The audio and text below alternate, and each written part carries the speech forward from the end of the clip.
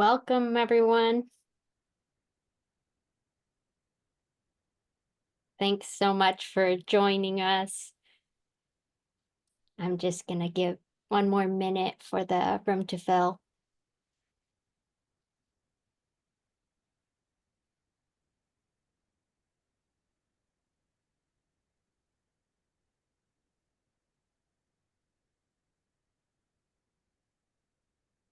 Well, thanks so much for joining us for our second annual town hall.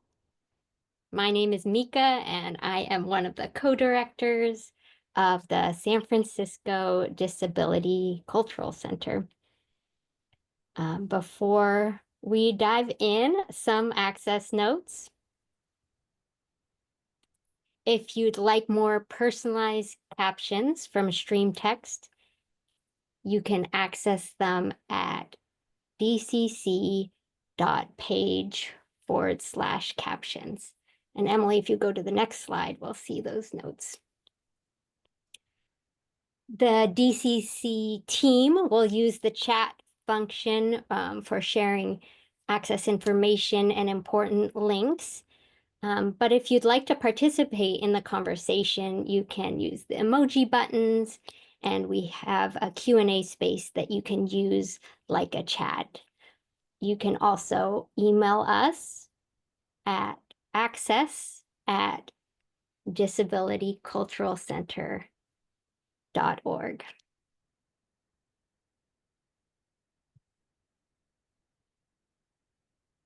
All right, on to the town hall. Next slide, please.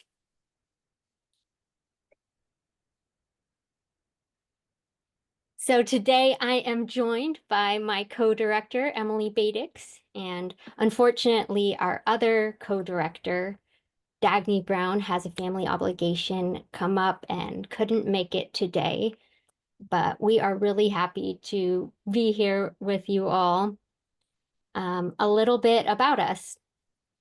On this slide is a photo of our first team retreat with all of us smiling at the camera. The DCC is a program of Elsie and Lily Cox, Haven of Hope, which is a 501c3 organization. And were made possible thanks to the support of San Francisco's Human Service Agency's Department of Disability and Aging Services. And up until now, we've been supported by and have worked very closely with the Paul K. Longmore Institute on Disability at San Francisco State University as we launched our virtual programming. And starting in July, the Longmore will no longer be part of the DCC. Next slide is the mission. So the DCC's mission is by providing educational, artistic, and social networking opportunities, the San Francisco Disability Cultural Center brings diverse people with disabilities together to access resources, advance social justice, and foster disability culture, community, and pride. And now I'm going to turn it over to Emily to talk about our first year.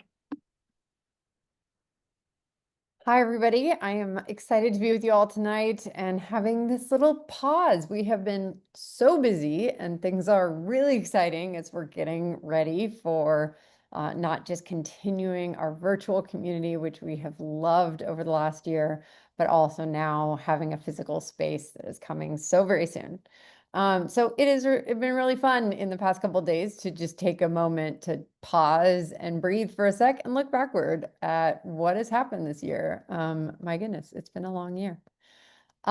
We have offered 107 programs and events, and if you're here, you've likely participated in one of them. I doubt this is anybody's first program with us, so thank you for being a part of this community and a part of us getting going.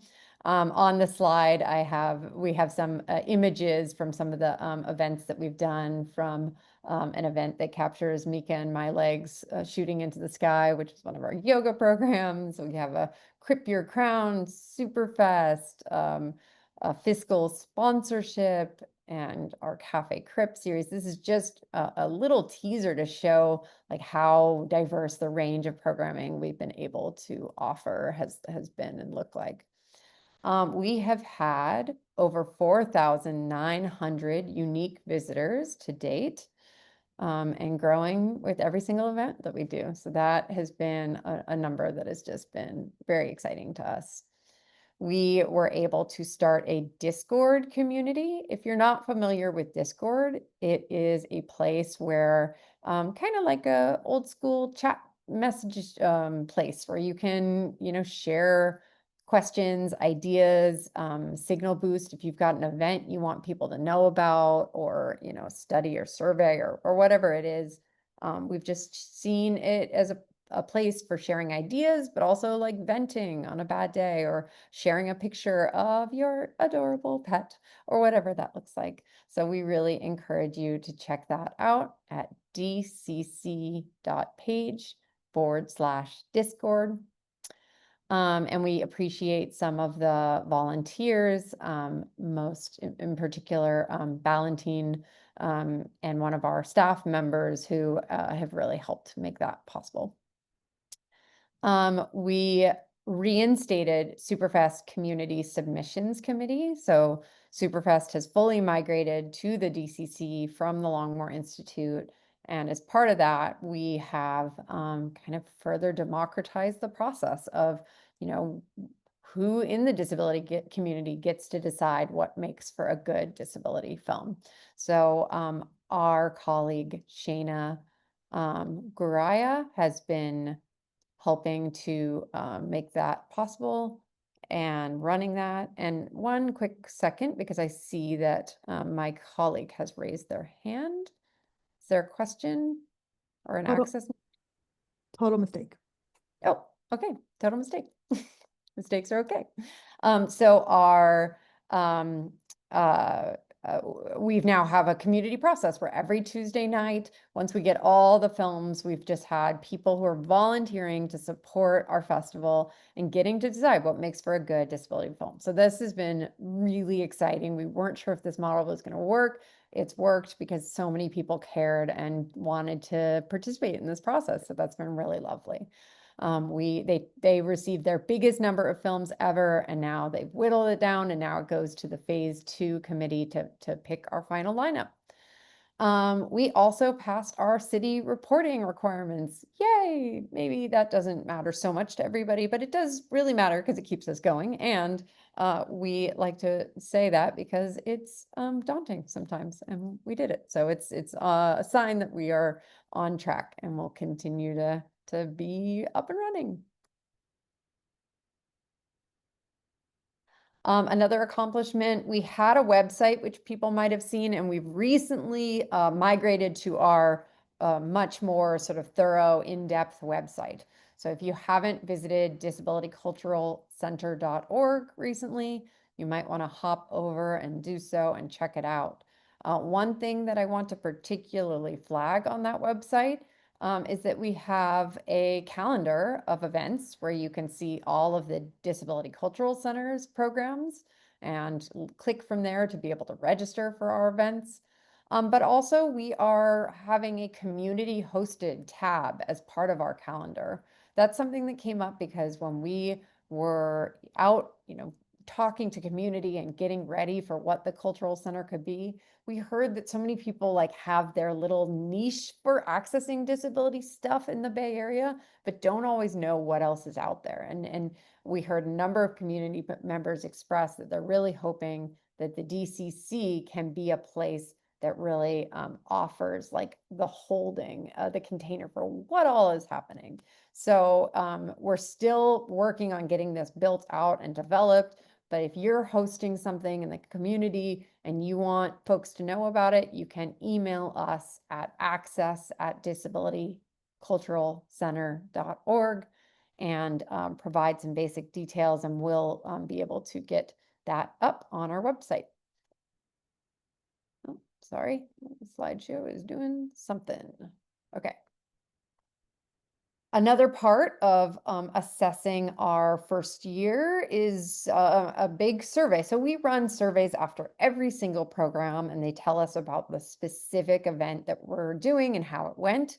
That's critical because right now we're just trying things. We're getting ideas and we're trying different things all the time. We're seeing how it went, what people thought. But we also are we do an annual survey to see. So I've seen 2 people now say that they're not accessing ASL.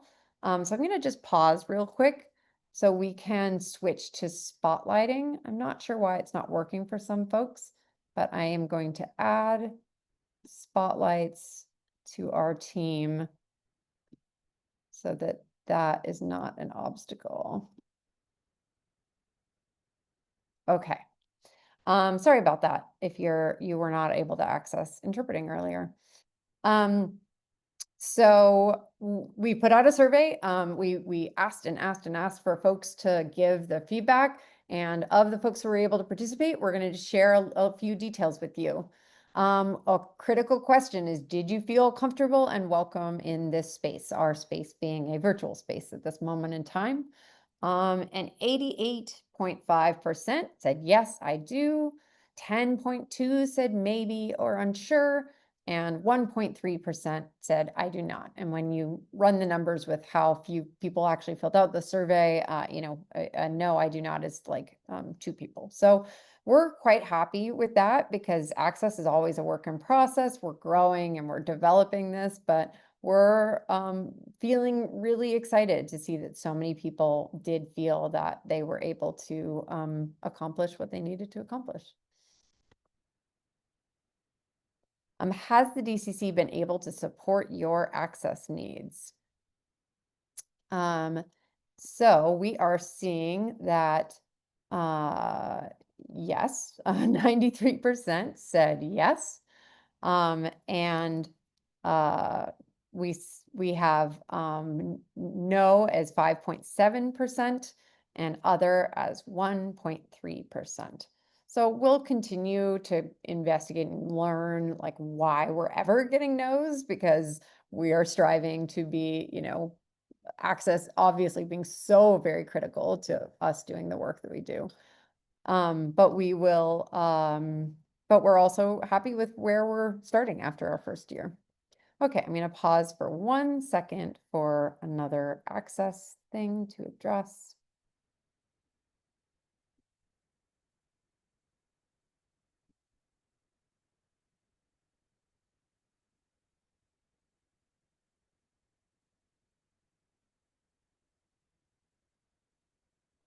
Okay. To our interpreter team, Progress. somebody is unmuted in the Google. Thank you. Okay, sorry. So have you gained skills and confidence? This is another part of what we're trying to do with why disability culture matters. And we're seeing really incredible numbers of yes.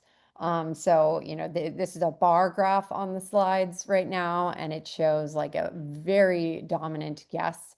And only a few folks who are saying no or undecided or other. And then we also have, what comes in after yes is the material wasn't new, but the space was appreciated, because we know that a lot of our folks coming are experts in the programs that we're offering as well. So we're not always going to be able to offer something new.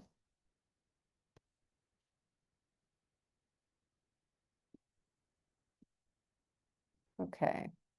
Have we improved your access to information and services?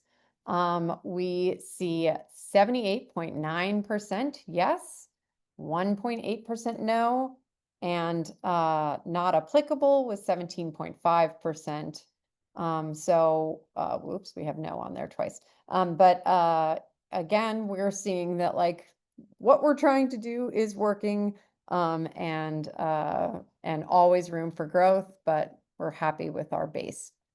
Why does the Disability Cultural Center matter? So we asked people to express this in words. We have a word cloud on the screen that's a cute little heart graphic. And it has a lot of the words that we saw come up the most dominant.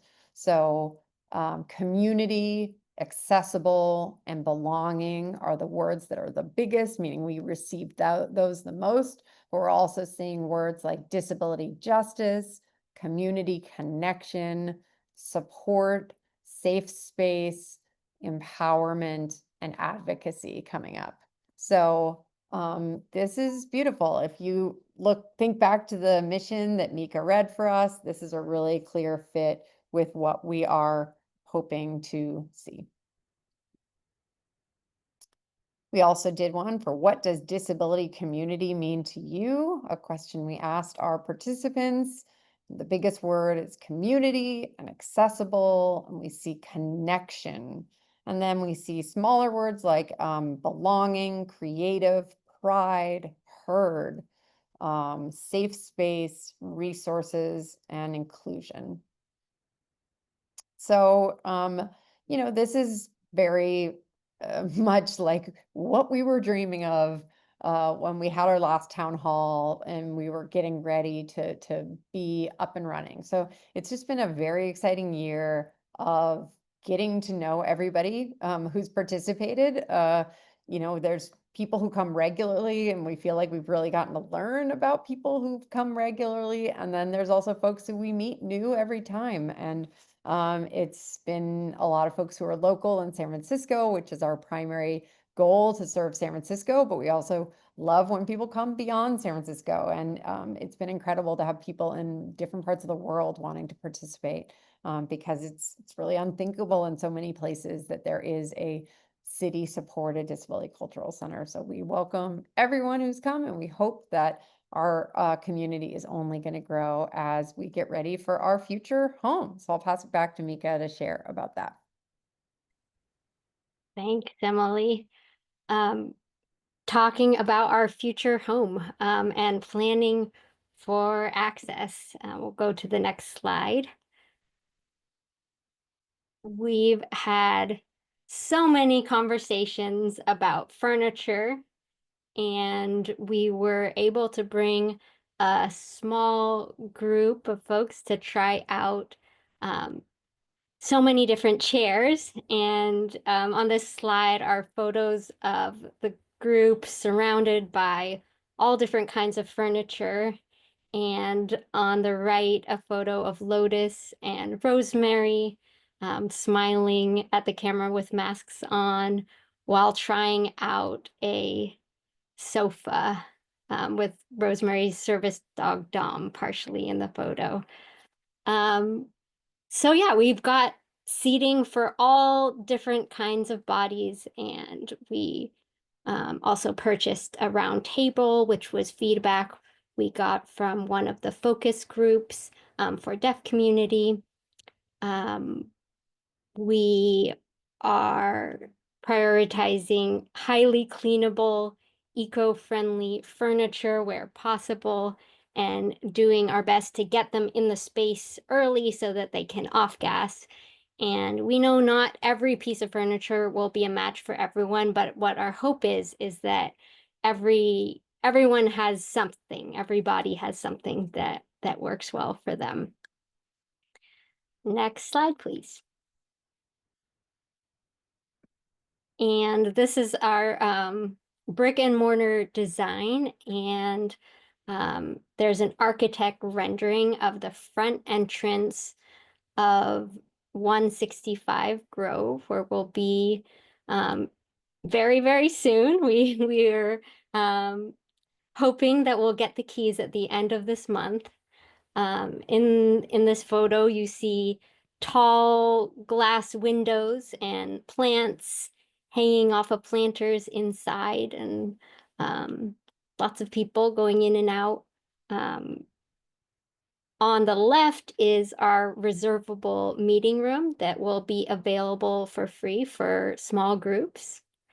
On the right is the main space, which can be set up as a community gathering or event space with a hybrid audio-visual system.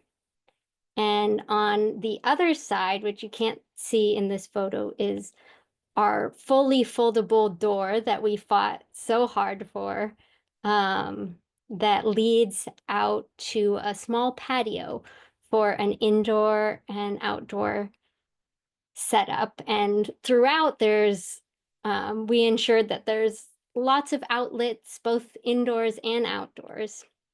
And the big space, both inside and out, will be available for sliding scale rentals. The space isn't huge. It's about a 50-person capacity. And the patio is pretty small, but there's going to be lots of plants and light, and what we really hope that feel welcoming and comfortable, and a space that you all want to be in and hang out in. Let's go to the next slide. And here we have a view of the inside of the space. We're facing green walls with a little kitchenette in the background, and behind that is the workroom. And inside the space, we envision performances and art classes, reading groups, care circles, just time to chill together, workshops, lectures and panels, and screenings and watch parties, and probably a lot more. So this just gives you a little peek, but we're so excited that the space is almost done. We're so close. And for those who are around and able to come, we welcome you very soon. Turning it back over to Emily to talk about our masking policy. Yes, thank you. So we did receive a lot of questions at the last town hall about wanting to hear specifically how the DCC will be safe for folks who are immunocompromised. And we also, as we know from the focus group research, heard from other folks that like strict masking policy can be a barrier to communication or to participation if masks are conflicting with your disability. So this is an example of the access friction work that we know is core whenever we get a big group of disabled people together, is that we have to do this dance of figuring out how to make sure everyone feels that they have support for access needs in the space. But also not sort of like falsely claiming that there's this perfect solution that always works for everybody 100% of the time, because this is complicated. And so we've been talking to folks, we've been talking to our advisory council, and taking all of that feedback that we got from community to develop this masking policy. I want to share, this is just one of, the policies that we'll be sharing on our website, sharing as people enter the physical space. But because we have received so many questions about masking in particular, we just want to spend a little bit of time on this to talk about it today. So our gatherings are going to not always be the same masking policy for every single event. We're going to have about 4 types of gatherings that will have different relationships to masking and testing. We will have first some events that are, and these are not in any particular order, these are masks required, no testing required.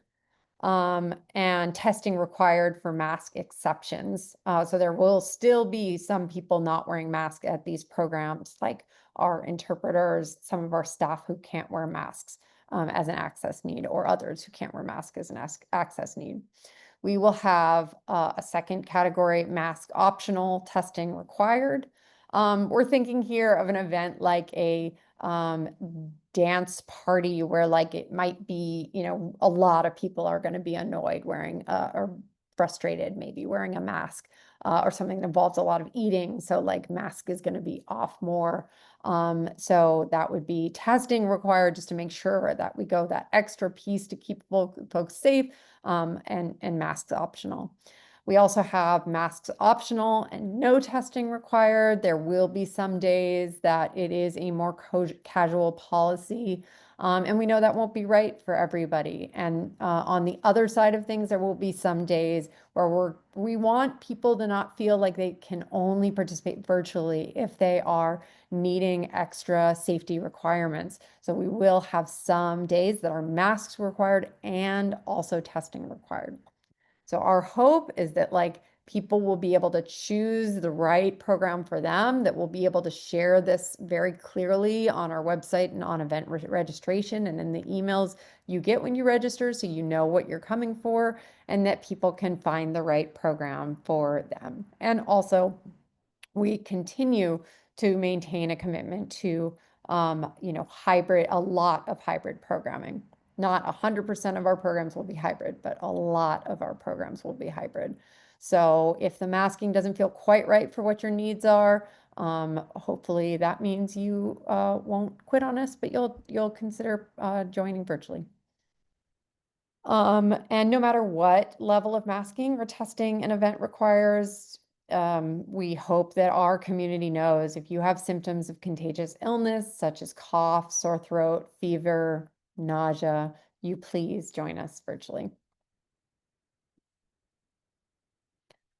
If people need to test, we encourage testing before arrival, but there are tests readily available in the space. If folks cannot mask and have not tested before arrival, they have to stay on the patio or they have to mask until they get a negative result. Masking guidelines will be posted on the DCC calendar, social media, the registration form, and in registration confirmation. So we're really trying to make sure we build a culture where people know what the program is and don't feel thrown by it. And if masking isn't inaccessible for somebody, we're not asking for doctors' note. We don't want this to feel like one more space where you have to prove yourself, but we will just ask you to test. We do not send illness notifications. And if it is a mask optional day, we still ask you, please mask up before approaching and being right next to somebody who is wearing a mask. So just a reminder, it is a small space. We'll keep saying that it is a small space. And we want this space to be a place where our entire community feels that they can at some point be there and experience it. So this is our plan for hoping that everybody gets that chance, and that we ask this of all of our community members to participate in making this possible. All right, I'm going to pass it to Mika to talk about our launch. All right. Let me just make sure I'm spotlit. Okay. All right, so the exciting part. We have a series of events starting Thursday, July 17th, to welcome folks to our space during Disability Pride Month. The first event is the more official ribbon cutting and press event, which will be both in person and hybrid. We'll have elected officials there, the press and community, and a pair of giant scissors, probably some speeches, and that will be at our future home, 165 Grove Street, as well as Zoom. So that's Thursday, July 17th at 12 p.m. We'll have interpreters, captions, and it will be recorded, and masks will be required. Next slide for the next event. So we started out as a virtual space, and that's still really important to us to always have that component. This event will be completely virtual, tea with the DCC, as we've had in the past. Have a cup of tea and a virtual tour of the DCC space with our team. And that will be on Friday, July 18th at 11 a.m. Pacific time. With interpretation, captioning, fully virtual and recorded. Next slide, we have our grand opening party. This one's in person, open to you all, to the San Francisco disability community. It will be dinner and drinks with a drag show component at 165 Grove Street. And that is Friday, July 18th as well, in the evening. So there will be 3 different rounds because, as I mentioned earlier, our space is pretty small. So we'll have 3 seatings, the first starting at 4 p.m. And that will be an alcohol-free event, and the second at 6:30 and the third at 8 p.m. The first 2 will have masks required, and the third will be masks optional. And that will have ASL, deaf interpreters, captions, and audio description as well. And then on Sunday, June 20th, on the next slide, we will have a housewarming party. That's also in person, family-friendly event, and we're gonna have art and snacks and face painting, plants, and more. So that is Sunday, July 20th from 11 a.m. to 4 p.m. With ASL provided, masks required, and some of the space is small, and registration will be required, and we know it's possible not everyone who wants to will be able to register for all of the event, but our hope is that everyone who wants will be able to come to at least one of the launch events. And then shortly after, we'll be open for more events and programming, and also just open to come hang out and use as a co-working space, or just say hi and play games with us. Yeah. And I'll turn it back to Emily for how to get involved.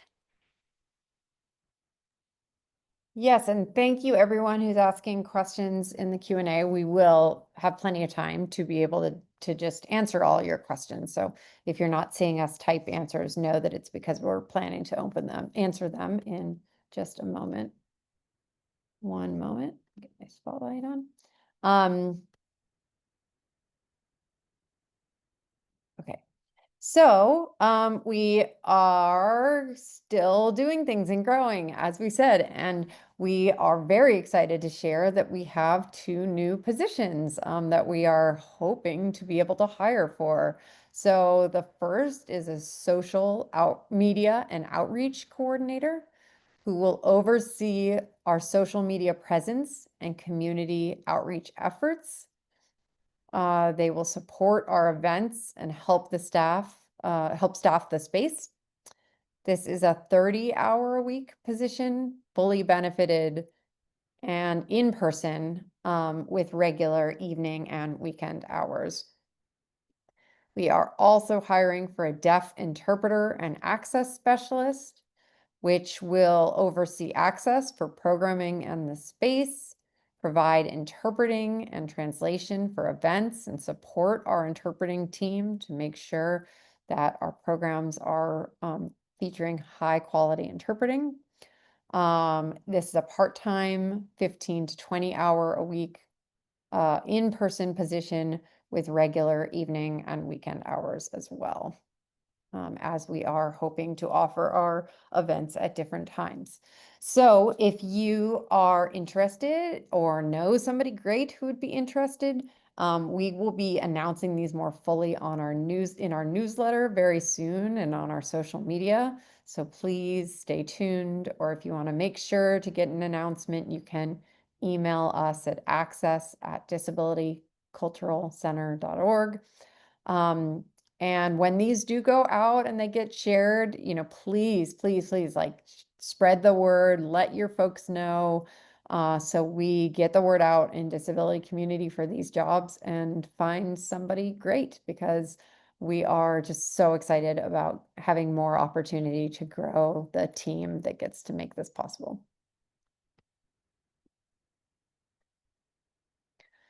We also have received a lot of offers and questions about volunteering, and we apologize if you reached out and offered to volunteer and we said, like, we're not quite ready, because that is hard to turn away people wanting to help us and offer support. But we just were kind of getting all of our things ready. So we will now be interested in learning more about people who are eager to help and want to work behind the scenes too, to make this exciting thing happen.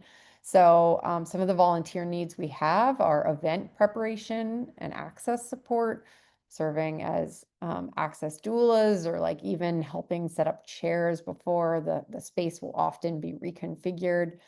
Data entry might not sound like the most exciting way to lend your support to the DCC, but we do have a very extensive amount of data, because we've just now gotten access to the system for our city reporting. And so the fact that we have 4,900 contacts is really great, except that they each individually have to be entered. So we are going to put out a call for volunteers soon to help us think about how to do that. And some of our volunteer positions, we also are able to offer like small gift cards and things. They're just typically uncompensated, which we try to only do when we're hearing from community that they want to help in a volunteer capacity.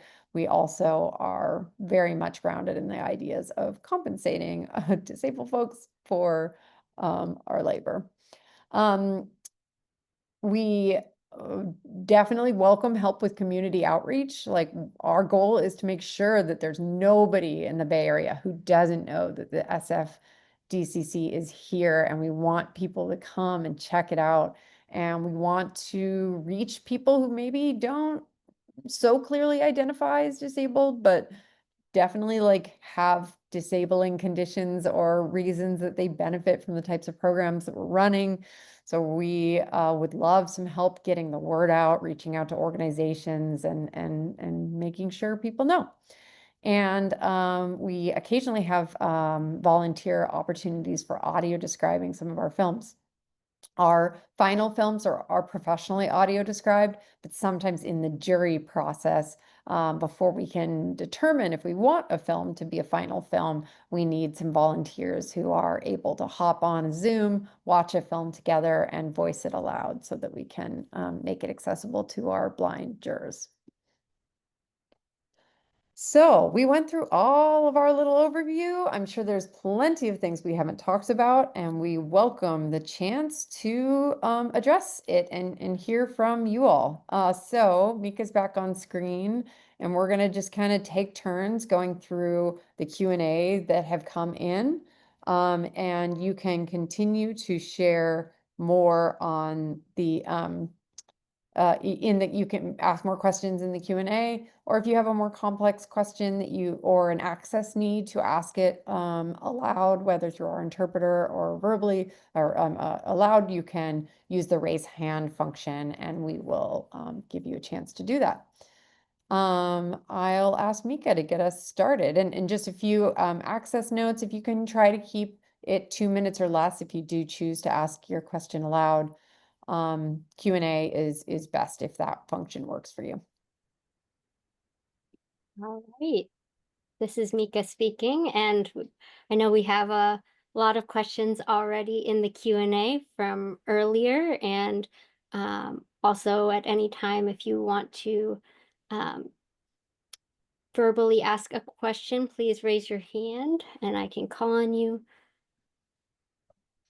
Let me look through some of these questions and see where we can start answering.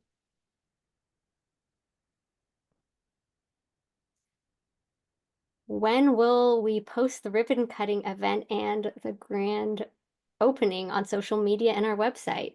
Our hope is very, very soon. We're just getting the details. So please stay tuned. I'm going to answer some of the questions that Mika typed answers to in the Q&A space, just to make sure everybody hears the answer. Somebody said that the events look fun, but they wanted to know an economic question. Are there tickets available for folks who have a financial disability on government assistance? Our programs are all, so far, have all been free. Superfest is a ticketed event, but it is always pay what you can. So typically we have over 60% of our attendees attend for free. So we're very, very aware of the fact that these programs should not cost money to participate, and we want you to be there.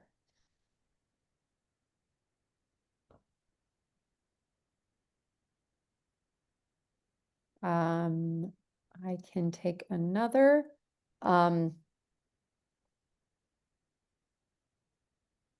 Somebody asked when this is all happening, when the physical space opens. So Mika announced the dates, and it all starts July 17th.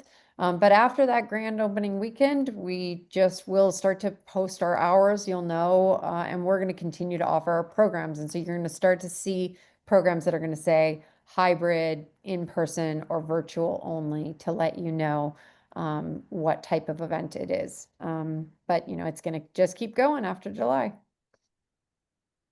I can pass to Mika. We have a question from Richard. Does audio system include the loop for the hard of hearing community with Bluetooth hearing aids and cochlear implants?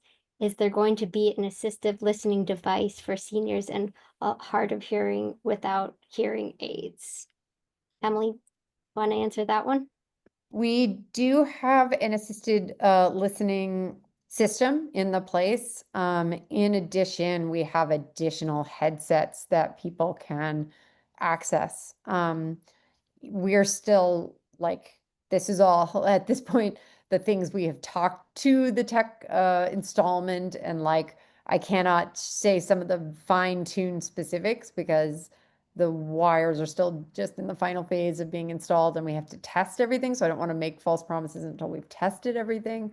But certainly we thought hard about making sure that we had access for hard of hearing guests. We have a question about what kind of testing, rapid or PCR. That's a really good question.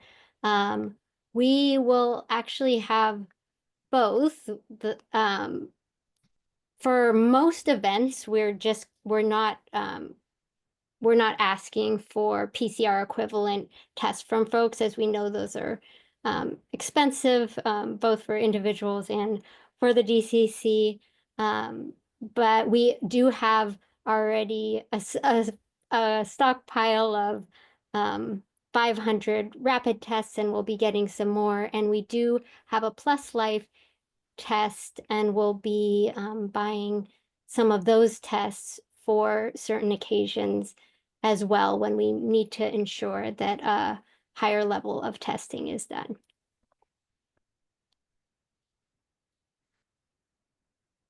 Is there a sit-stand desk, a table for a wheelchair user? Yeah, so we thought a lot about tables and seating for sure. And one of the challenges with is there a table for a wheelchair user is that there's so many different heights of wheelchair users. So our model is to kind of move away from that traditional conference table that is typically a height. And even if it's ADA compliant, that doesn't mean it fits for some of the larger power chairs or for some of the lower to the ground wheelchairs. So we are kind of trying to just be very modular in the way the space is built. So the workroom allows for a lot of individual tables that have a few different heights available, with the goal that like everybody can access tables, including, you know, folks who are much taller in their chair. We're going to have sort of add-ons that can go on top of existing tables, and then some lower options, a lot of like sort of hard poofs that also double as table for folks who are in those lower to the ground chairs. We had a couple of questions about products and scents, and yeah, well, we just met with the janitorial team, and they were able to confirm with us that they only use unscented products when cleaning the space. Um, and that will also be a community agreement that we're asking folks not to wear scents when they come to the space. Someone asked, what is the policy like for just hanging out in the space if there's no event? And we will have drop-in hours that it's just like, come on in, you don't have to have an agenda. We'll also have that community room that Mika mentioned that is for reservation. Although if there's no reservation that day, that will be an additional space. And there was a follow-up question of what will the masking policy be for that? Those 4 scenarios that I ran through of masking policies, those would be part of it, of like open hours today is a mask required day. Open hours today is a mask optional day. So that will be built into the offering when it is just sort of like, come on by if you're around.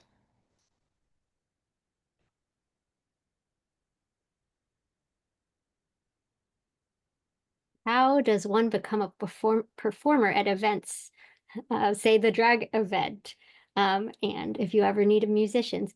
Well, this was gonna come at the very end, but we would love for you to fill out our getting to know you form so that we know, you know, all the wonderful skills and talents our community brings.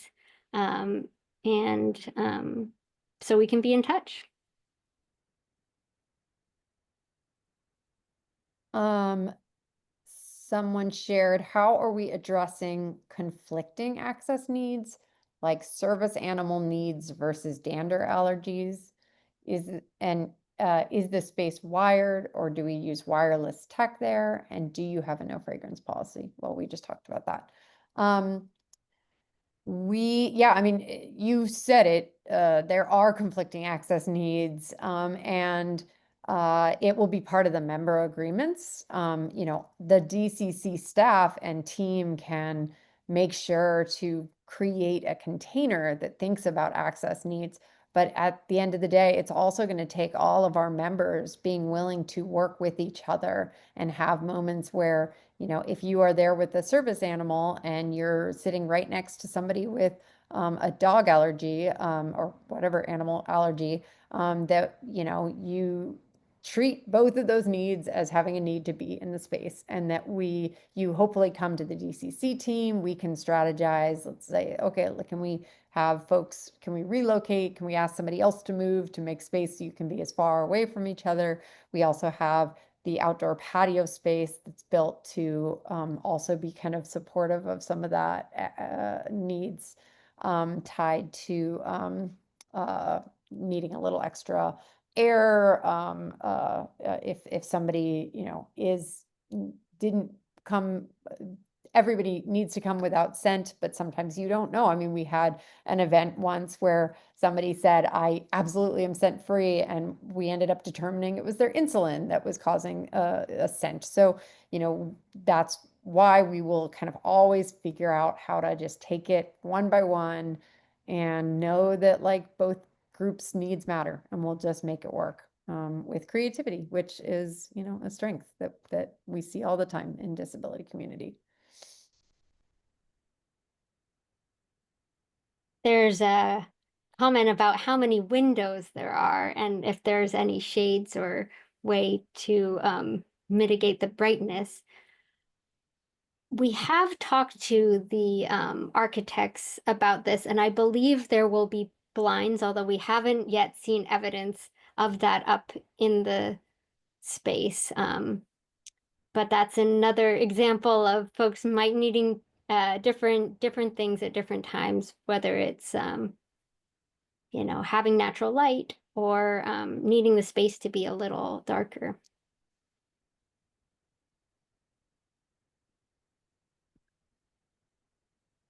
Does anyone have a question they want to share verbally at this time?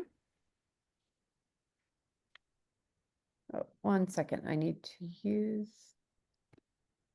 We now have the raise hand function.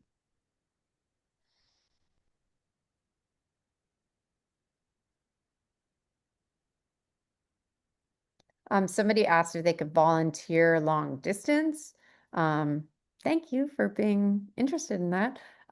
Yes, we do have ways that we can support volunteering long distance. Like, for example, if you've come to one of our programs, you'll see that we follow up often with a resource list where we, one of the really great, exciting things that happens is that people will share this resource and somebody else will say, oh, I read this amazing book on it, or, oh, you have to know about this website. And some folks can't access the chat during the event live. So we take those and we put those together and we send them out. That's an example of something we'd love if people, even if you're not local to San Francisco, if you're able to say, oh, I'll take that list and save the chat and put that together.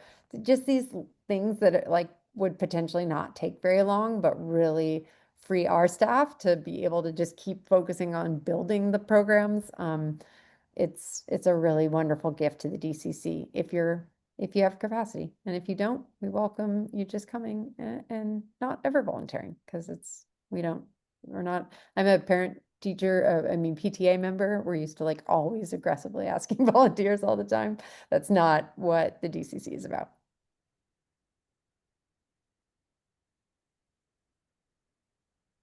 So not seeing any hands up. We'll allow more questions to come in through the Q&A if you prefer.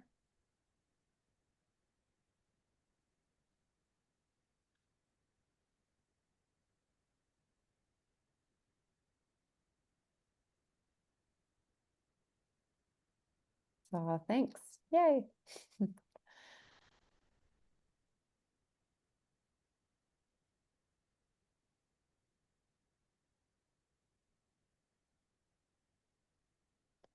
Is there a plan to account for asymptomatic COVID spread in the masks optional, no testing required category?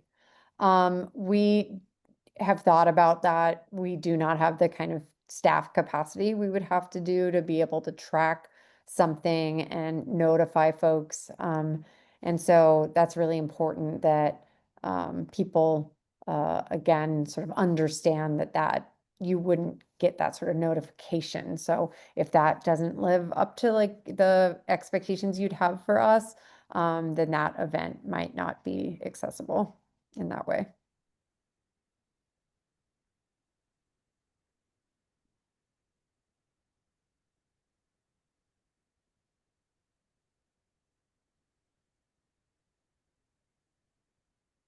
Well, we're really hoping that there are no more questions because everybody's just waiting for us to keep doing what we're doing. More virtual and opening up the physical space. But we did get one more question. Will you have any air purifiers available, which might help with some of the environmental issues brought up?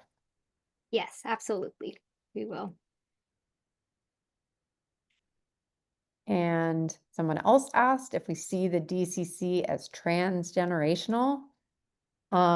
We definitely do. We have already had a range of CRIP elders leading some of our session, and we've had some opportunities for some younger people to lead some of our sessions as well. So we've had some college students.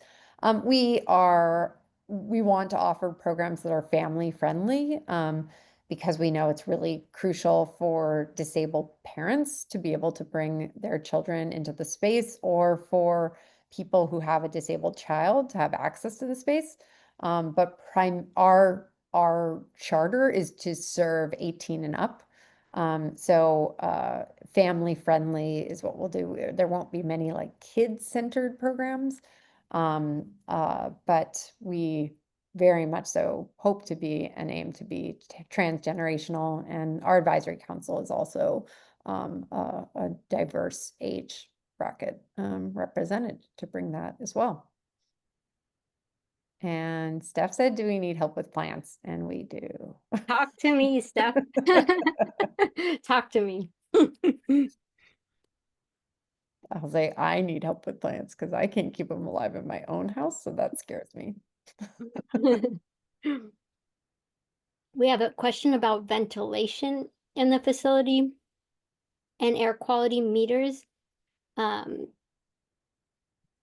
So the building is just getting completed. I think it's like up to all the standards of ventilation, but I'm afraid we don't know all the numbers around that.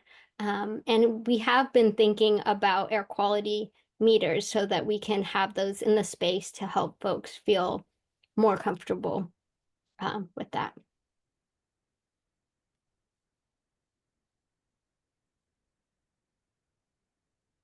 So if it feels like we're vague at all on some of these sort of like nitty-gritty technical, it's because we've said these things. Like at the last town hall, we were asked this and we gave that exact feedback to the construction development, team. And then it's all going to come down to May 28th. Fingers crossed, everybody, that's the actual day where we behind the scenes get our access to the building and get to start bringing folks in to do some testing and figure out, and then we'll, work closer to have these technical answers finalized. But even if we gave that guidance, we won't know until then that they actually were followed through.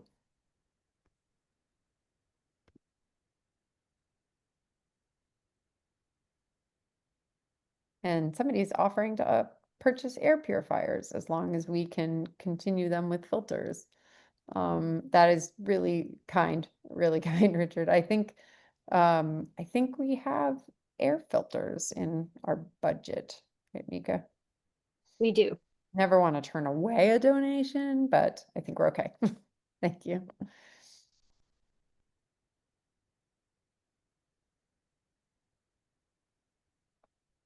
We'll just leave another moment in case any other questions come up or anybody wants to do the raise hand and share a comment or anything aloud. We can also end early.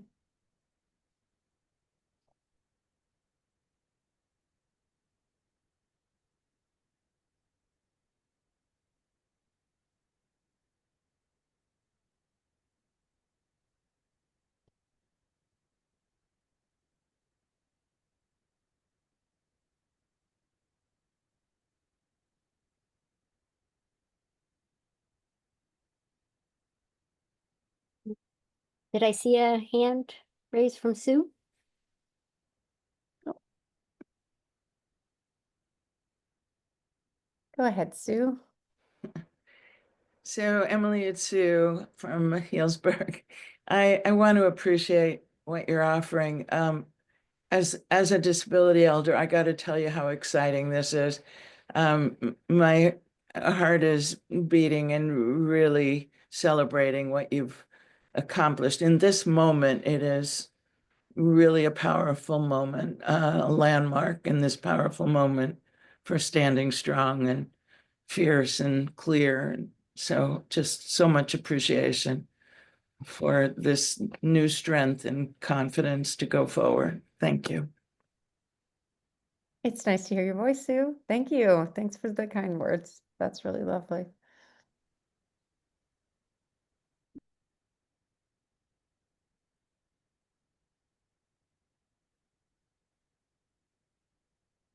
A question about when the recording will be posted. We just have to make sure we have the transcript for access, and as soon as we have that, we'll post it on our YouTube channel. Stuart says, totally agree with Sue as a fellow elder. Do you know any similar programs in other cities or states? We know that disability culture has often thrived at many centers that offer services to disability, and that's an exciting place and hub of community. We also know there are disability cultural centers across the country, but they're inside of universities. So we are, until somebody tells us otherwise, going to keep saying that we are the first public disability cultural center. And very honored to get to be a part of that. Eyelet shared, this space has been so vital, and I'm so excited to be a part of its manifestation. This feels like a game changer for our community. Thank you. We really hope so. I see a hand, another hand, Richard.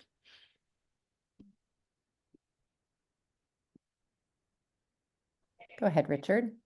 All right. There is a virtual program that's both Zoom or by phone or both that provides different activities, different programs, different projects that you do it virtually that's worldwide. It's available worldwide. This was targeted to people with disabilities and seniors. So what I'll do is later tonight, I'll post the summer schedule that they just started May 1st. And it's done every 3 months or 4 months, if I remember correctly.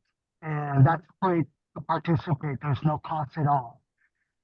And that'll be good for the disability community and senior community to be aware of and support their programs, as long as we're supporting our program that's eventually going to be happening from July on once the facility is open. And congratulations on this big step. Thank you. Thank you so much, Richard. That'd be great. I know you've emailed us before, so we'd love to see access to any resources, and we're always happy to help share things out. Somebody else said, Steph said, yes, thank you so much for all of your work. I feel emotional imagining the space. And Zay said, yes, it's been so amazing to have this community when it otherwise feels challenging to connect with others. Thank you all. Thank you for being a part of it.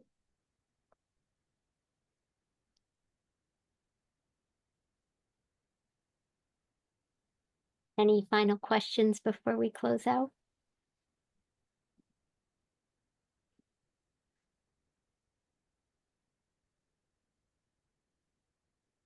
I got an, oh, wait.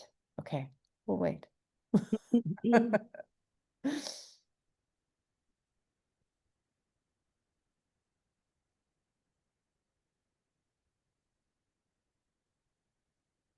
Transportation opportunities to get there.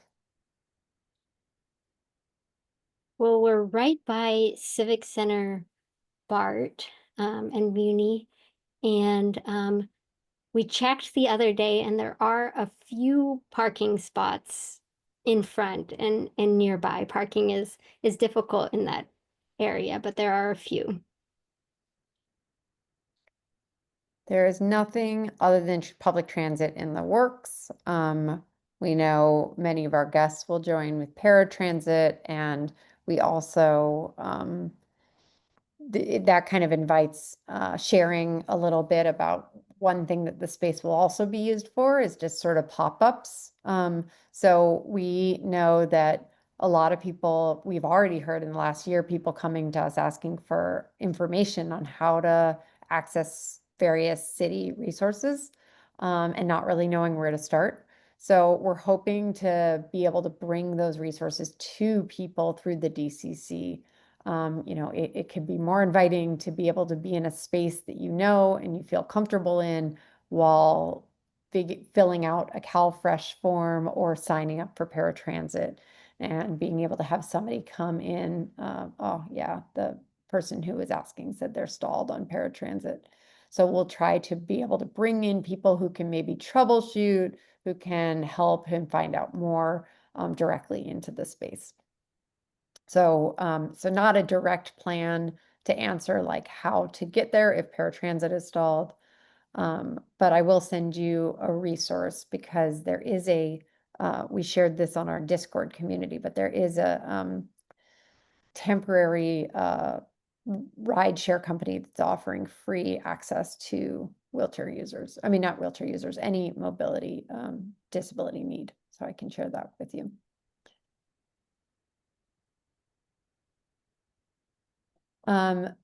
Sue shared is DEIA, so diversity, equity, inclusion, and access, being seen as paused. Is there any organized protest? Mika, do you want to talk? Is there any just in general in the city or You could probably answer both. Yeah. yeah, I mean, you know, we've alluded to it before and others have as well, but it's a really tough moment for doing like you know, quote unquote DEI work. Um, we feel really lucky that that DOS, Department of Disability and Aging Services, is really valuing it, and even recently added access and belonging as part of their stated mission. But yeah, it is scary to be doing this sort of work under in the political climate, and we know that more than ever it's a space that's needed, and I feel that, and I'm sure all of you do as well. So we're really committed to, you know, pushing forward in a way that's really meaningful and not ever like shying away from work that's seen as controversial or difficult.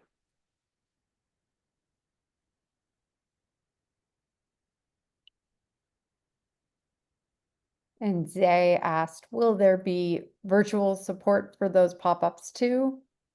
You know, that one goes to the same figuring out how our space works, but certainly that is something we're hoping, testing, planning for.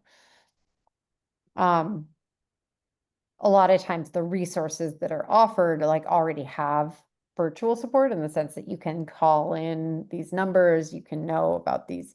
So it may be just the way we publicize them is like, this person will be in the space, and if you can't come, know that you can reach out to whatever number.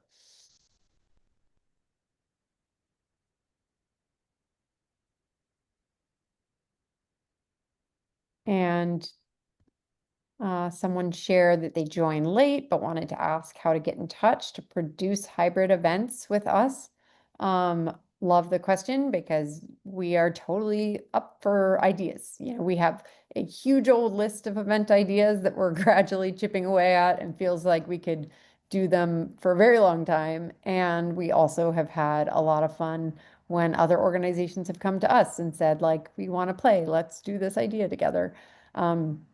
So events like our Care Work and Domestic Liberation series came about because of Hand in Hand wanting to do a collaboration. So we welcome it. And the best way to start that conversation is to reach out to access@disabilityculturalcenter.org.